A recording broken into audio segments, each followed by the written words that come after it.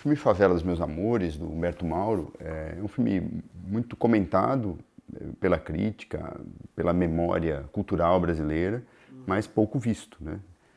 Desde os anos 50 ele é considerado um filme perdido e se propunha, não é, pelo menos enquanto projeto, a filmar a favela de uma chave mais realista, vamos dizer assim, por trás de uma relação aí romântica entre os personagens principais, enfim,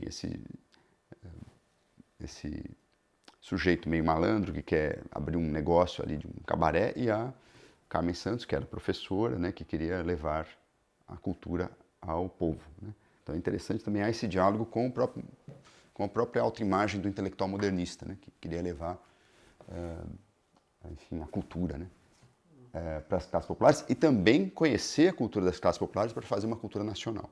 O filme tem essas contradições muito interessantes. Ele quer ser moderno, ele dialoga com o modernismo, dialoga com o popular, mas sobretudo dialoga com um cinema, um star system do cinema em ascensão, que nunca teve afirmação no Brasil, né? No entanto, uma parte do público, sobretudo de esquerda, viu esse filme como uma espécie de realismo, né, de um ensaio realista do cinema brasileiro. E havia toda uma preocupação em redescobrir o Brasil, em inventar o Brasil, em olhar para o popular, né? O próprio discurso oficial do governo Vargas, né, e seus auxiliares, estimulava essa reflexão. Obviamente, dentro de quadros conservadores, né? Nacionalistas, muitas vezes buscando a pureza, né, do homem brasileiro, a partir de ou a identidade do homem brasileiro a partir de uma autenticidade cultural. Como falar de um filme que, na verdade, os outros viram, mas eu mesmo nunca vi, né?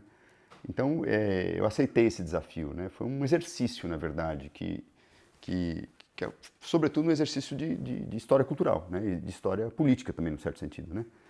Na própria pesquisa histórica, né, um dos desafios é lidar com a fragmentação documental. Muitas vezes nós temos que falar sobre objetos que não existem propriamente um corpus documental organizado e muitas vezes, no caso de filmes, não existe nem mais o filme. Por isso que eu evitei prometer uma análise fílmica. Eu tentei entender esse filme dentro do debate cultural, esse filme dentro de um processo cultural, né? E é claro, tentando, na medida possível, recuperar o que foi esse filme, né? Com todos os cuidados para não dizer coisas que a documentação não me permitia, né?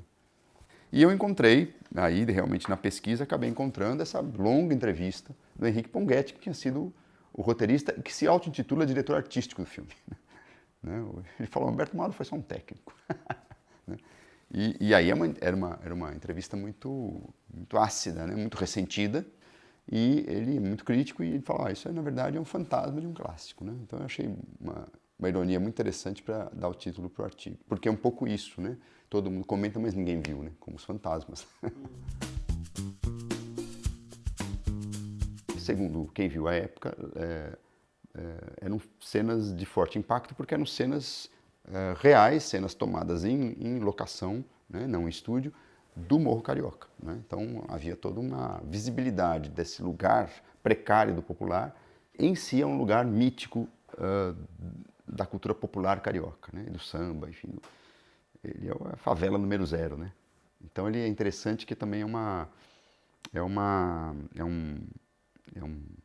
um lugar da cidade carregado de memória, né? E que aparece muito no cinema. E outra sequência que é muito comentada, né, é quando há a morte do principal, de um dos personagens do Morro, é um sambista, e quando ele morre há toda uma espécie de procissão que leva o corpo dele para o cemitério, que, enfim, no momento de forte politização do popular, né, nós temos que lembrar, no final de 1935, ocorre o levante comunista no Rio de Janeiro, né, inclusive, né, essa sequência causou um certo desconforto nas autoridades, porque era como uma metáfora, né, da descida do povo da favela para o asfalto, né? E segundo algumas crônicas, o próprio Humberto Mauro foi chamado aí a explicar essa sequência, né, para a censura. E também vale lembrar que em 1934, né, a Prefeitura do Rio oficializa o desfile de escolas de samba. Então é nesse contexto que o filme está acontecendo, né? Os sambistas buscando um espaço e um reconhecimento das elites, né, incluindo aí as autoridades municipais, e os intelectuais, aqueles que, enfim, produziam cultura, buscando uma linguagem autenticamente brasileira, não é? Um tema autenticamente brasileiro. Agora, pelo que a gente nota dos vestígios do filme, né, o melodrama ficcional, né, a ambientação muitas vezes enviesada dessa realidade é que acabava prevalecendo. A partir das fotografias dá para você questionar essa vontade de ser um filme realista, ambientado na favela, né? Isso eu digo porque há umas 2 ou 3 fotografias que são de locação, né? São ambientadas nos barracos da favela, supostamente, e na verdade, se você ver o cenário, é um barraco que parece muito mais um bangalô do Pacífico Sul, né? Do que propriamente uma favela carioca. Até porque para dialogar com uma questão do exotismo, que era muito forte à época, né? Sobretudo no final dos anos 50, esse filme vai ganhando uma dimensão mítica, né? O próprio Humberto Mauro vai ganhando um lugar de destaque, né, na história do cinema brasileiro. E o Favela, né, até porque já há alguns anos já ninguém via, mas todo mundo ouvia falar, né, ele adquire essa aura de ser um filme realista, né, dentro de uma época em que se buscava combinar elementos do cinema popular, musical, até com elementos de chanchada, com o realismo. Há vários filmes nessa chave, né? Tudo Azul, do Moacir Fenelon, Agulha no Palheiro, né?